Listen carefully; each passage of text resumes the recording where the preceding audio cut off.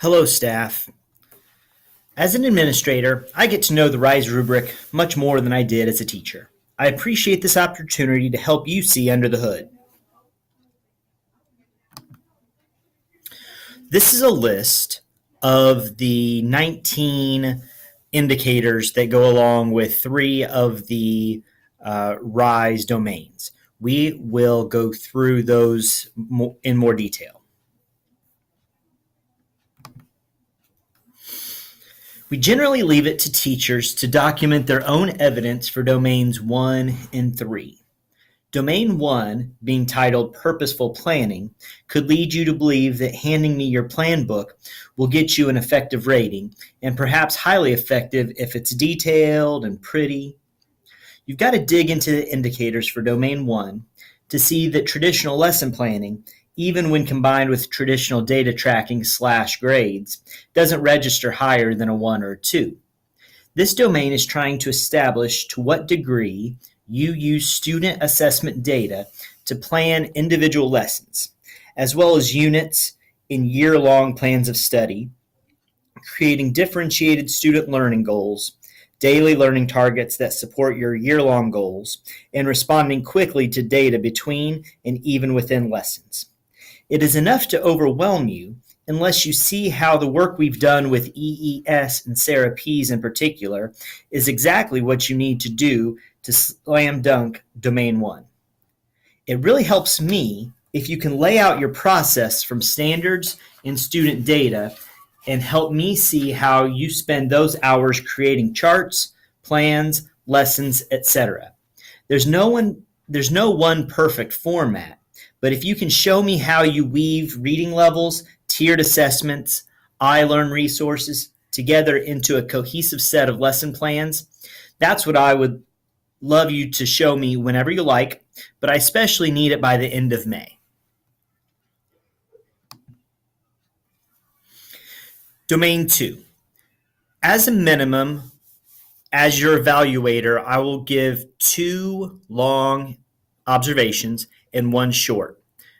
A couple important things to know about the data collected in this way is that the evidence is interpreted, not averaged. So if I come in, say this week and see something that I'm not a big fan of, and you score low, and I come back and you become an awesome teacher later in the year, it's not, there may be some averaging that happens there, but it's not necessarily something we're held to. If there's a lot of progress, I can go with the later data. There's some judgment left in there as the evaluator, where you may have a very small piece that knocks you down on an indicator. Those are notes between you and I, and it's only when I'm moving towards a summit evaluation that I have to establish the numbers that go with them. It's not something where we should micromanage every little mark that gets put on an observation. A couple other things you should know about observations. They can be scheduled. If you want to schedule it, a little give and take I have there is I'm probably going to ask you to do a little bit of pre-observation work in as far as letting me know before I walk in what the lesson's supposed to be about, letting me know what some of your goals are, what you're trying to get out of the lesson and trying to develop as a teacher. I can do surprise observations. Some people actually prefer that. But one thing to know is if I catch you on your not best day, I think that the best approach to that as somebody being evaluated is invite me back. Let me know that you kind of didn't think you showed me your best stuff and invite me back on a day where I'm more likely to see your best stuff. I get a lot fewer specific invitations to do observations than what you might guess, as much of a advantage as there is to picking the day that I come in. I'm not going to leave that to you because I have a lot of observations that I need to do. Sometimes I just need to get them done. But especially if you're somebody who doesn't, if we don't have that trust relationship where you think I'm going to see what I'm looking to see, if it makes you feel any better to schedule your observations, that's something you can do.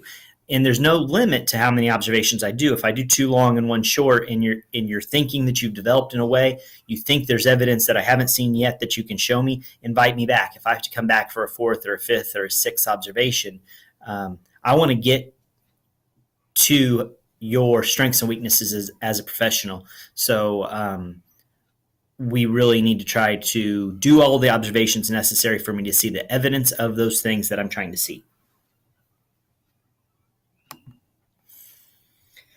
Domain 3 is often interpreted as documenting hours spent working or volunteering outside of contracted time and professional development you obtain outside of what I make you do. It seems very transactional, but especially as a highly effective level, the RISE rubric challenges you to be a teacher leader. So it's important that you document not just your hours, but also if you're going for that highly effective level, you need to be showing me how you're mentoring others, or you're trying to work collaboratively to solve problems as a teacher leader. Domain 4 is interesting in it doesn't give you points. If you don't meet the standard, you have a point chopped off the top of your score. It's a drastic move, and one that I plan to reach out to you personally for you to address concerns before I take away Brian, a point are you for. on the radio?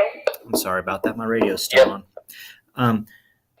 Before I take away a point for professionalism, the goal is very much for me to have let you know that it's a concern for professionalism and work with you to give you a chance to improve that, rather than you having a surprise -1 come off of the score that you expected to get in May.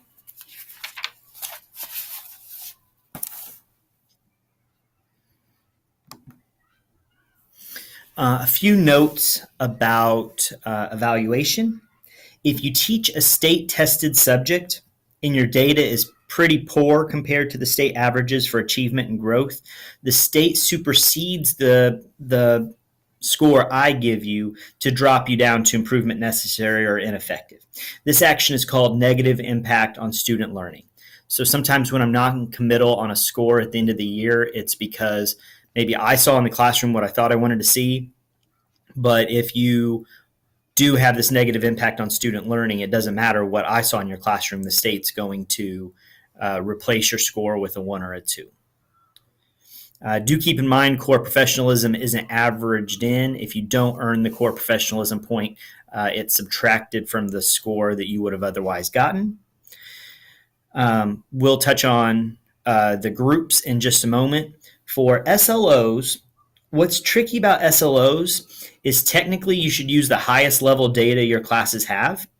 But if your students take iLearn, that's the highest, but you already have state standardized test data in your evaluation 2 other places. iReady is a good choice, but many of you don't have that.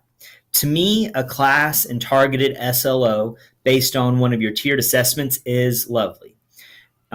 Be both ambitious and realistic on your percentages, but keep in mind, I'm happy for you to use that data to reteach, retest, and turn in the data showing achievement after you've gone through that data cycle where you've gotten everybody possible to learn that priority standard. To me, the SLO is practice and documentation that you're doing the data process we're working towards in all classes and towards all priority standards. So the SLO is kind of like a detailed deep dive, you showing me the data process you use with your priority standards, just picking one of your tiered assessments. There's forms online that you can use to make sure that you have all the pieces there, and I'll refer those to you towards the end.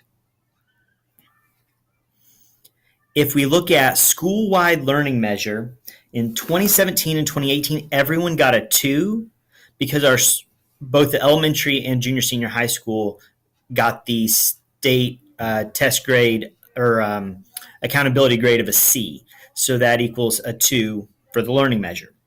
Now, while it's a small percentage of your final score, getting a C for a school grade doesn't help those of you wanting to be highly effective. We're going to want to increase our school-wide letter grade and that'll come through on everybody's evaluations. Math and ELA teachers for grades 4 through 8 have individual growth model data from the state. It basically ranks all the teachers of those subjects from highest mean student growth to lowest and gives us a score based on that.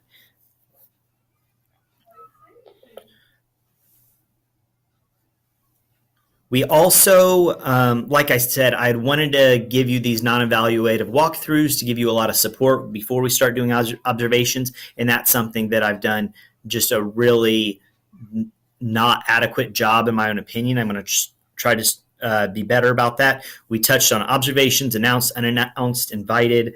The feedback I give you, I'd really like I'd like you to take that seriously, and it actually means a lot if you reflect on the feedback and you invite me back to see something specific that I asked for. There's also conferencing where we can talk about those things. This is the kind of documentation you would do for a student learning objective. You would put percentages across these boxes, what range of percentages of students that are proficient on a priority standard you would call those 4 levels.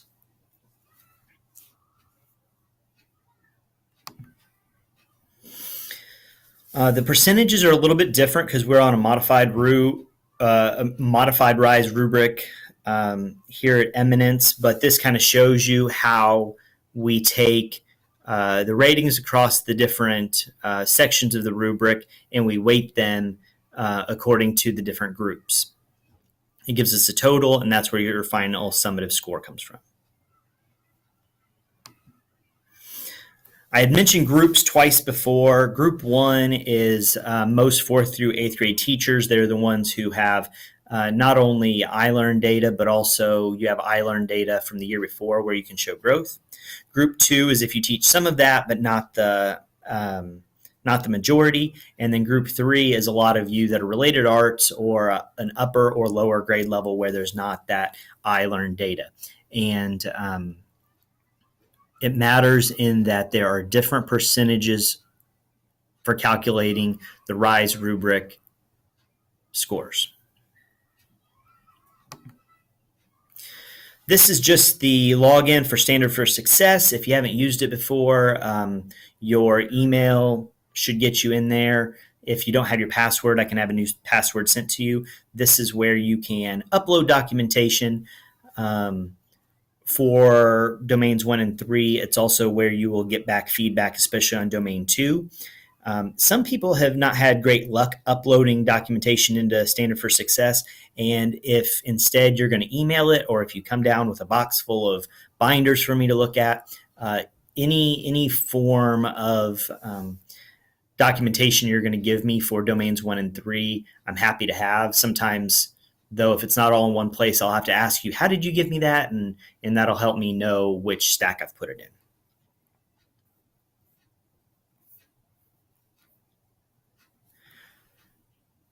If I can go back to domain 2, which is a large portion of the time that I spend doing evaluations, and probably the part that most touches what you do on a daily basis, I'll run through the 9 indicators and give you kind of what I'm looking for in those, and give you a feel for what those indicators are. 2.1 is looking for your objectives. This year, I've been trying to call them daily learning targets. They should be written in a student-friendly manner. It's really a minimum expectation that you have daily learning targets. If you don't, you should expect to have like a pretty low score. And even having them, it's not going to get you a highly effective. A highly effective teacher doesn't only have daily learning targets, but also refers back to them and asks students questions about interpreting those and sorting out how the students feel they've grown towards mastery of daily learning targets. 2.2 is the content that you teach. It rolls in how you emphasize what's important, the excitement around the content that you deliver. It's important